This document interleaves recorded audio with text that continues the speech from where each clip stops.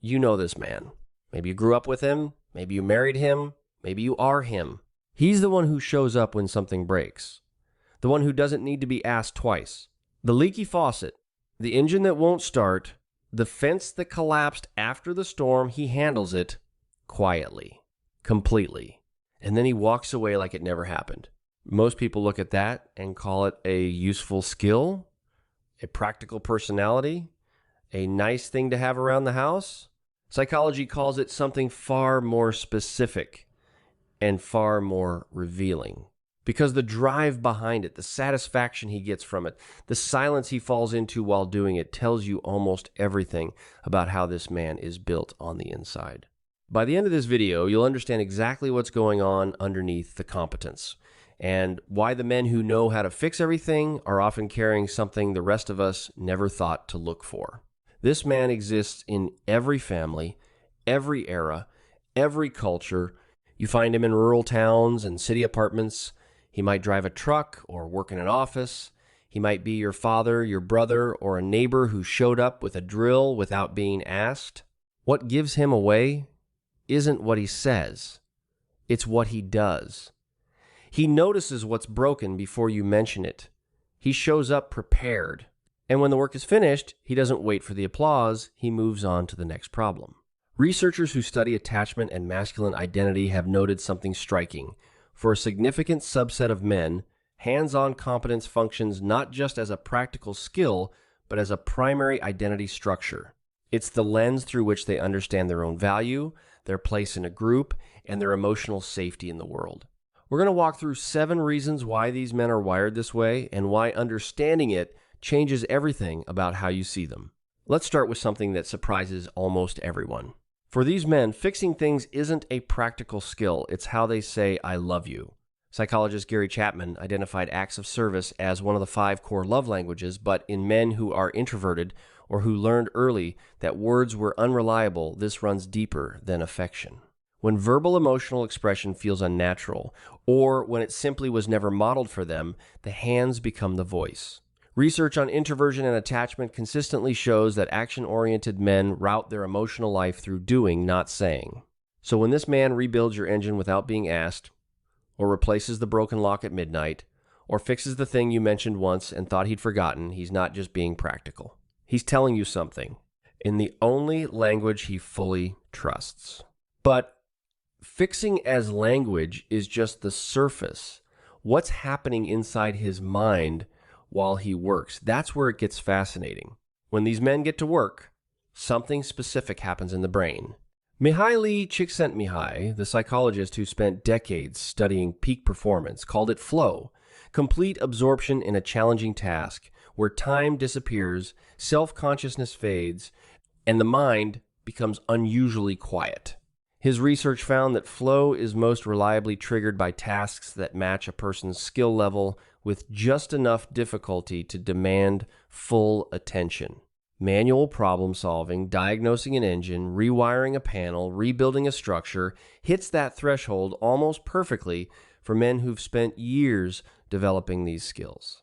This isn't just enjoyment, it's neurological relief.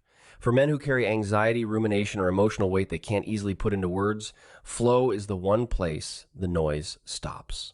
The garage isn't where he hides. It's the one place he can finally hear himself think. Now here's where it gets more complicated, because this is the part most people, even these men themselves, don't fully understand. Here's the part most people miss entirely. The fixing is emotional regulation in disguise. Elaine Aron's research on highly sensitive individuals, along with later work by attachment theorists, showed that many people develop self-soothing behaviors tied to mastery and physical control. When emotional life feels unpredictable, when conflict, grief, or anxiety sits heavy and unresolved, creating order in the physical world provides real psychological relief. For these men, fixing something broken is often an unconscious response to something feeling broken inside. The stress, the relationship strain, the loss they haven't named yet, it all flows into the task in front of them. This isn't avoidance. It's a coping mechanism that actually works. It produces real results and genuine calm. But it also means the people closest to him sometimes feel shut out because he disappears into the garage precisely when they most want him to stay in the room. And this next one? Most people in relationships with these men get it completely wrong. The most common misread about these men is that the silence means distance. Ronald Levant, a psychologist who spent years studying male emotional development, documented a consistent pattern.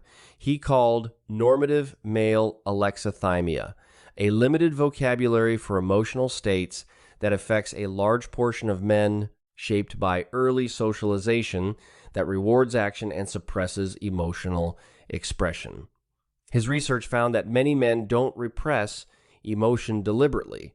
They genuinely process it differently through behavior, through movement, through solving something with their hands rather than through language. When the man you care about goes quiet after a hard conversation and disappears into a project, he isn't closing the door. He's working through something he doesn't yet have words for. Understanding that distinction doesn't make the distance easier to sit with, but it completely changes what the distance means. If you're the kind of person who actually thinks about the men in your life, really thinks about them, not just what they do, but what's driving it underneath, and you're still here watching, that tells me something about you. It would mean a lot if you hit subscribe. We put out videos like this every week. Real psychology explained in a way that actually makes sense for real people. Here's the part that almost never gets said out loud. These men pay a price for being the one who handles everything. Chronic competence, always being reliable, always being capable, always being the one who shows up, creates an invisible expectation that slowly becomes a trap. Studies on caregiver burden and the psychology of self-reliance show that people who are consistently depended on for practical support tend to suppress their own needs to the point of invisibility. For these men, it goes even deeper, because the culture around them rarely creates space to ask if they're okay. They fix things, so they must be fine. Over time, the man who can handle anything often stops believing that anyone wants to handle something for him. He absorbs his own exhaustion the same way he absorbs everything else, quietly, competently, and alone. But this is the root underneath all of it. The competence you see in this man was built in a specific moment he probably can't name. Carl Jung wrote extensively about how identity forms around the roles we were assigned before we were old enough to choose them. For many of these men, being capable was the role they stepped into early sometimes because a father or grandfather modeled it and they wanted to belong, sometimes because someone simply needed to do it and no one else was there. Developmental research shows that boys who are consistently praised for building, fixing, and solving, and rarely encouraged for feeling, naming, or asking construct an identity where competence is the foundation. It's not just something they do, it's how they know they matter. The man with the steady hands and the well-stocked toolbox learned a long time ago that the world responded to what he could do. So he kept doing, until doing was the only way he knew how to be. Which brings us to the last one, and honestly, the most important. Here's what almost nobody sees about these men. For them, fixing isn't maintenance, it's creation. Every repaired hinge, every rebuilt engine, every problem made right is a small act of world building, a physical expression of an internal drive to make things better than they found them. Building on Viktor Frankl's foundational work on meaning and contribution, researchers who study purpose in men have found that those whose identity is built around mastery and practical contribution report some of the highest levels of life satisfaction, not from the doing itself, but from knowing it was seen and received. The work needs a witness to become meaningful. The tragedy isn't the fixing. The tragedy is when all of it happens in a vacuum, unreceived, unacknowledged, in a world that takes the result but never thinks to look at the man. When someone finally sees past the competence to the person behind it, that's when these men come fully alive. So the next time you see a man who knows how to fix everything, who shows up before you ask, who works in silence, who walks away without needing the credit, you know what you're actually looking at. You're looking at someone who learned early that doing was safer than saying someone who found calm in broken things. Because broken things, at least, have solutions. Someone who has been quietly building and maintaining the world around him for years without anyone thinking to ask what he might need in return. He isn't just capable, he's fluent in a language most people never learn to hear.